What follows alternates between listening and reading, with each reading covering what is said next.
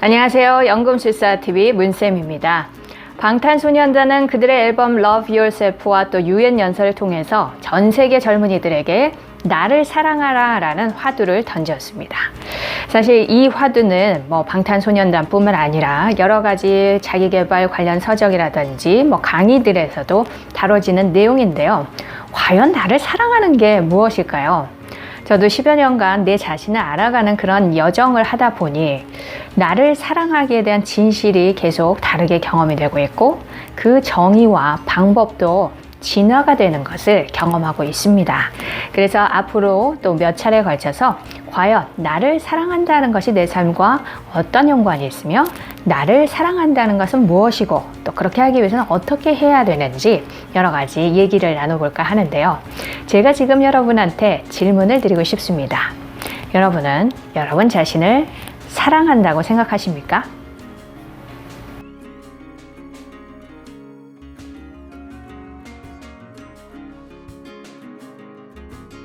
네, 제가 질문을 드렸는데 여러분을 사랑하는 것 같으십니까? 사랑하는 것 같기도 하고 아니면 미워하는 것 같기도 하고 또 어떨 때는 사랑하는 줄 알았는데 들어가 보니까 미움이 훨씬 더 많았더라 이런 걸 발견하기도 하는데요. 그래서 참 헛갈리기도 합니다. 일단은 여러분이 아셔야 될 것은 나라는 것은 하나가 아니라는 거예요. 여러 내가 있습니다. 긍정적인 내가 있는가 하면 부정적인 나도 있고 용기 있는 나도 있는가 하면 그렇지 않은 겁내는 나도 있고 그래서 내 안에는 여러 나 또는 여러 성품 또는 여러 측면이 있다라고 표현을 합니다. 근데 대부분의 사람들은 소위 사회가 말하는 이건 좋은 것이야 라고 이름 붙인 나의 속성은 좋아하는 반면 그렇지 않은 것들은 이건 내가 아니야 라고 부인을 하거나 아니면 깊은 속에서는 굉장히 그것을 미워하고 싸워 있기도 합니다. 그래서 이 내면 탐구의 여정을 보면 어떻게 보면 깊은 내 안에 수용하지 못했던 것들을 점점 화해하고 수용해가고 그러면서 내 자신과의 관계가 바뀌고 다른 사람과의 관계가 바뀌고 삶이 바뀌는 그런 과정인 것 같아요. 자, 여러분들이 내 자신을 사랑하는지 안 하는지 간단히 알 수 있는 체크 포인트를 알려드릴 텐데요.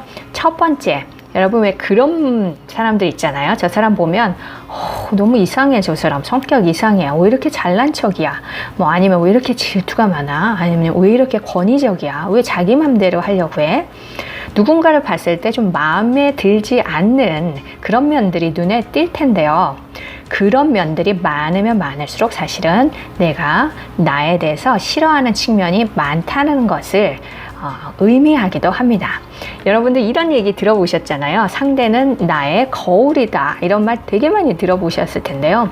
어떻게 보면 되게 상투적으로 들릴 때가 있어요. 그런데 정말 내면의 진실이라는 걸 들어가면 들어갈수록 이게 정말이구나를 경험할 때가 있습니다. 내가 싫어하는 면을 상대인 거울을 통해서 그것이 비춰지기 때문에 그걸 가지고 있는 상대를 싫어하는 거거든요. 그래서 내 안에서 내가 싫어하는 그 어두운 면들이라고 부르는 그것들이 있음을 인정하고 화해하는 작업들이 일어나면 희한하게 밉던 그 상대의 측면이 희한하게 편해지기 시작을 합니다. 자, 그래서 다시 한번 요약을 하면 다른 사람에게서 무엇인가 싫고 미운 면들이 많이 발견된다면 여러분 안에 내가 싫어하는 면들이 많을 가능성이 있다는 겁니다. 자, 두 번째 측정 방법이 있는데 여러분 삶의 만족도가 어느 정도세요? 이것은 편리성하고는 다릅니다. 편리성이라는 것은 우리가 예를 들어서 옛날에는 부산까지 몇 달을 걸어서 집신을 신고 걸어갔다면 요즘은 KTX나 비행기를 타고 빠르게 가잖아요. 그리고 예전에는 세탁기가 없었기 때문에 방망이를 두드려가면서 했다면 지금은 세탁기가 해줘요. 이런 것은 편리성이에요. 근데 이 편리성은 삶의 행복도 만족도하고는 조금 다릅니다. 왜냐하면 우리나라가 행복 지수가 굉장히 낮잖아요. 그런데 분명히 옛날과 비교해서 조선시대 아니면 일제강점시대 아니면 6.25 시대와 비교해서 훨씬 편리성은 높아졌어요. 그래서 제가 말하는 그것은 행복의 척도, 만족도입니다. 편리성과는 좀 다른 거예요. 그래서 무엇인가를 가지고 갖지 않고 이런 거와 상관없이 그냥 생활 전반에서 만족도와 어떤 행복도가 경험되는가.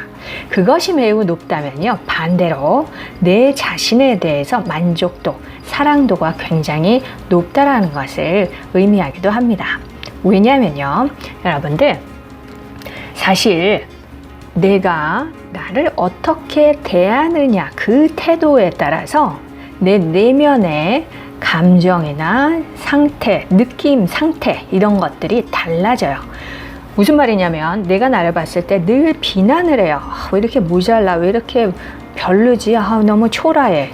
그러면 어떻게 됐어요? 나에 대한 어떤 혐오감이라든지 또 불만이라든지 또 남들과 비교하니까 또 질투도 일어나고, 내 삶은 왜 이렇지, 슬픔이나 화가 일어나기도 하고, 이런 걸 내면의 상태라고 합니다. 자, 만약에 그 상태라면 여러분들, 그 상태에서 다른 사람을 대하는 태도가 또 결정이 돼요. 그런 스트레스 상태라면 여러분들이 다른 사람에게 얘기를 하거나 말을 걸 때 어떻게 되세요? 확 친절하고 자비롭게 얘기하세요? 아니면 정말 스트레스 가득해서 나도 모르게, 아니면 또 의도적으로 나도 힘드니까 너도 힘들어 봐라 라는 그런 의도적으로 비수꽂힌 말을 한다던가 행동을 한다던가, 그래서 사람을 상처를 주게 되죠. 그렇게 되면 어떻게 돼요? 또 관계가 부딪힙니다. 그런데 관계라는 것은 자세히 보면 삶의 전반적인 질을 결정을 해요. 여러분들 가족 중에서 누군가와 싸웠어요.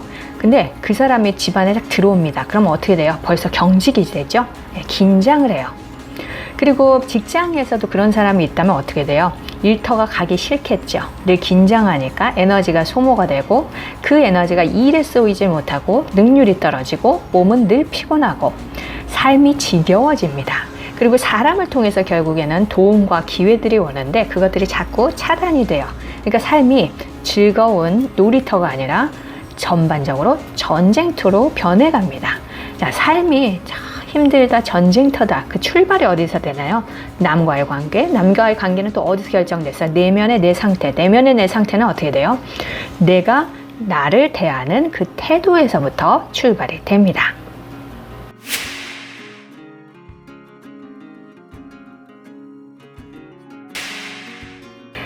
자, 나를 사랑하는 것을 측정할 수 있는 대략적인 기준, 첫 번째, 남에 대해서 싫어하는 면이 얼마나 있는지, 그리고 내 삶의 만족도가 어느 정도인지로 나를 사랑하는 면이 많은지 적은지를 가늠할 수가 있습니다.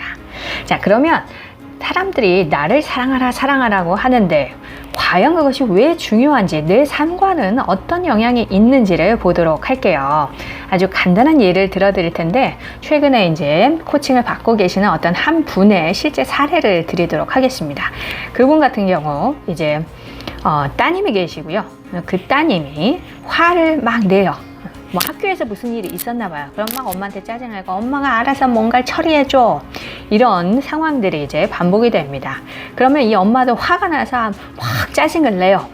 그게 이제 보편적인 반응이었어요.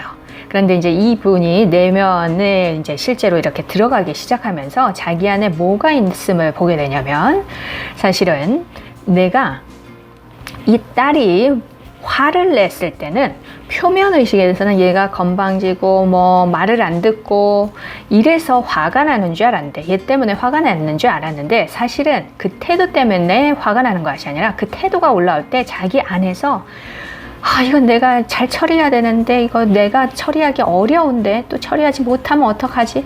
그 생각과 그 생각 때문에 짜증이 올라오는 것을 보게 됩니다. 딸이 말한 그것이 아니라, 그것이 직접 짜증을 주는 것이 아니라 그 말로 인해서 내 안에서 올라오는 생각이 그 감정을 만들어낸다는 것을 보게 돼요. 그리고 더 깊이 들어가니 이분은 어떤 두려움이 있었냐면, 이런 이상을 정해 놓으셨어요. 나는 실수를 절대 하면 안 돼. 한 번에 잘해야 돼. 그리고 내가 실수를 하고 뭔가를 잘하지 않으면 사람들이 날 싫어할 거야. 이 생각이 늘 자기를 붙잡고 있다는 것이 보입니다. 이런 생각이 있으면 어떨까요? 삶이 두렵죠. 무엇인가 도전하기가 두려워져요. 왜? 한 번이라도 실수하면 사람들이 날 싫어할 거니까요. 제가 예전에도 말씀드렸지만, 여러분한테 진실같이 느껴지는 그 생각이 사실은 진실이 아닌 경우가 많습니다. 그냥 여러분의 과거의 경험으로부터 오는 진실처럼 믿는 생각일 뿐이죠. 그리고 더 들어갔을 때 본인이 과거에 어떤 실수를 했었고 그래서 거기서 두려움을 느꼈던 그것들이 아직도 내 현재 삶에 흘러 들어오고 있고 그래서 자기는 실수를 싫어하고 그래서 누군가가 뭘 해달라고 했을 때 짜증이 오는 것이 그 부탁 그 자체가 아니라 내가 이걸 부탁받았는데 잘해야 되는데 실수하면 어떡하지?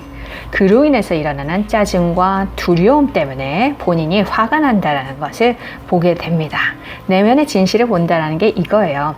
표면 의식에서는 잘 보이지 않습니다. 그런데 여러분들이 깊이 들어가면 여러분의 보이지 않던 생각들과 감정들, 내 삶을 지배하는 그것들이 보이기 시작을 해요. 그러면 그것을 또 치유할 수 있고 그것을 파괴적인 영향을 바꿔나갈 수가 있습니다.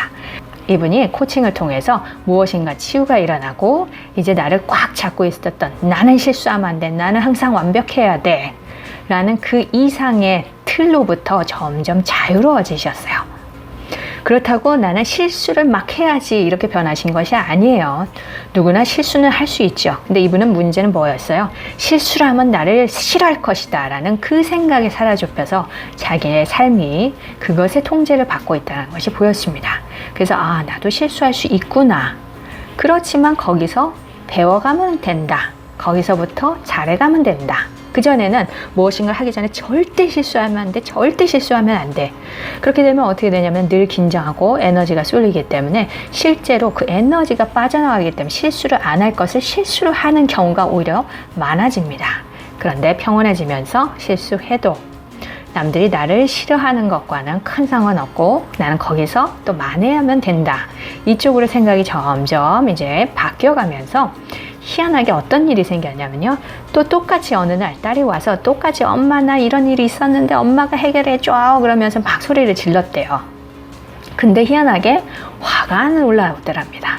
그러면서 자기 안에서 내가 이런 면은 못할 수도 있지만 그래도 이런 행동은 해보면 되겠다라고 실질적인 어떤 해봐야 하는 그런 행동들의 생각이 나더랍니다. 자, 분명히 딸은 똑같았었는데 관계가 달라지고 삶의 결과가 달랐죠. 어디서부터 달라졌을까요? 나를 대하는 태도, 실수를 하면 안 돼. 그래서 실수를 조금만이라도 하면 너는 가치가 없어. 너는 사람들이 싫어할 거야 라고 스스로 힘들게 하는 그 관계가 풀리면서 주변의 관계와 또 삶의 결과가 달라지게 됐죠.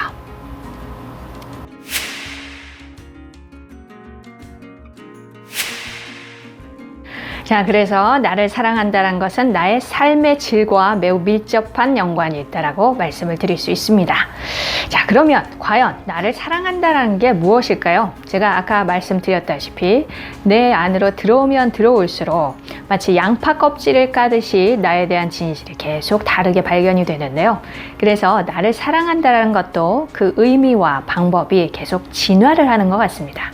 일단 첫 번째 단계로 출발할 수 있는 것은 나에게 긍정적인 말을 해주고 칭찬을 해주고 좋은 것을 해주고 뭐 좋은 걸 입혀주고 뭐 하고 싶은 거 있으면 하게 해주고 이것으로 출발할 수 있는데 이것은 어느 정도는 한계가 있습니다. 온전하지는 않습니다. 왜냐하면 표면의식에서는 나를 사랑한다라고 표현할 수 있지만 사실 깊은 안에 들어가면 조금 전에 말씀드린 그 여자분처럼 내면 안에 들어가면 여러 가지 나의 스토리와 또 생각과 감정들이 있거든요. 그렇게 되면 안에는 사실은 나를 싫어하는 게 있을 수 있습니다. 그렇게 되면 반쪽짜리예요. 여기서는 사랑한다라고 그러는데 깊은 내 안에서는 사실은 나를 싫어하거든요. 그럼 괴리가 생깁니다. 진정으로 사랑한다라고는 할 수 없죠. 자, 그래서 첫 번째가 그거고요. 조금 더 진화돼서 두 번째는 뭐냐면 있는 그대로 나를 받아들이고 사랑한다라고 표현을 합니다. 자, 이게 참 어려운데요. 그 말을 좀 풀어드리면 내가 내 자신에 대해서 얼마나 싫어하고 싸우고 있는지를 보고 그것을 화해하는 작업이라고도 표현을 할 수가 있어요. 그래서 각 분야에서 외모라든지 아니면 건강이라든지 뭐 재정이라든지 성취라든지 그런 각각의 측면에서 내가 나와 싸우고 있습니다. 자, 그래서 그것들을 화해하는 작업을 이제 앞으로 실질적으로 계속 해 나갈 예정입니다. 자, 세 번째 단계는 지금 현재 유튜브에서는 다루지 않을 예정인데요. 여러분 안에는 소위 말해서 누군가 사회가 이름 붙인 긍정적이라는 것도 내 안에 있지만 사실 그 반대인 부정적인 나도 있습니다. 그런데 이것은 부인하죠. 부인하기 때문에 내가 없다라고, 이런 건 없다라고 믿어요. 그리고 안 보이기도 합니다. 그런데 사실 모든 것들이 있는데 이제 더 깊은 차원에는 그 모든 것에 대해서 저항하지 않고 그것을 인정해주고 받아들이는 것. 화해가 일어납니다. 그렇게 되면 어떻게 되면 희한하게 내가 싫어했던 측면을 가진 사람들이 굉장히 편해집니다. 그리고 그 평온한 상태에서 삶에 정말 진정한 발전이 일어나게 돼요. 마술처럼. 자, 이런 과정이라고 보시면 됩니다. 자, 그러면 다시 한번 요약을 해드리겠습니다. 오늘 나를 사랑하는 것이 왜 중요한지 봤습니다. 전반적인 삶의 질에 영향을 미치죠. 두 번째는 나를 사랑하는지 아는지 측정할 수 있는 도구, 남을 싫어하는 면이 얼마나 되는지, 그리고 삶에 있어서 만족도, 행복도가 어느 정도 되는지 측정하는 것. 그리고 마지막으로 나를 사랑한다는 것의 3단계를 봤습니다. 첫 번째는 무엇인가 긍정적인 말을 해주고 좋은 것을 나에게 무조건 해주는 것. 두 번째는 더 깊이 들어가서 내가 나에 대해서 싫어하고 싸우는 면을 발견하고 그것을 화해하는 작업. 다시 말해서 있는 그대로 사랑하는 그 단계. 세 번째는 내 안에 무엇이 있던 그것을 저항하지 않고 인정하고 화해하는 작업, 수용하는 작업. 이렇게 아시면 되겠습니다. 자, 오늘 물러가기 전에 여러분들한테 또 탐구거리를 드리고 가겠습니다. 여러분은 나를 얼마나 사랑하는지 한번 보십시오. 아까 측정할 수 있는 그런 몇 가지 도구를 드렸죠. 그리고 내가 내 자신이 싫었을 때 그 결과가 내 삶에 어떻게 나타나고 있는지를 한번 관찰해 오십시오. 그렇게 된다면 나를 사랑하는 것이 무엇이고 그 방법을 정말 내 삶에서 실천해 봐야겠다 라는 마음이 더욱더 많이 드신 채로 다음 강의를 더욱더 잘 흡수하실 수가 있을 거예요.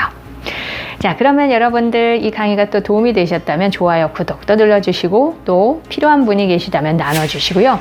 다음 시간에 뵙도록 하겠습니다. 나마스테.